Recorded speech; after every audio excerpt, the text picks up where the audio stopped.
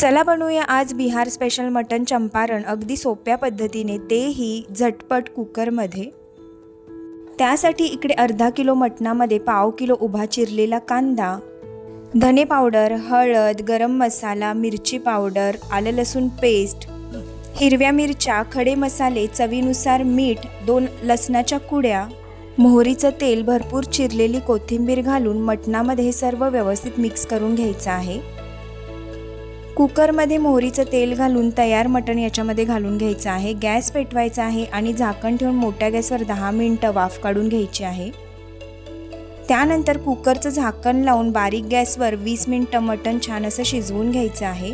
या रेसिपीचा detail video मी माझ्या YouTube चॅनलवरती अपलोड केलेला आहे, तिथे जाऊन तुम्ही बघू शकता। इकडे झटपट असं मटण चंपारण तयार झालेलं आहे। रेसिपी आवडली असल्यास व्हिडिओला लाईक नक्की करा। भेटूया नेक्स्ट व्हिडिओमध्ये, तोपर्यंत बाय बाय।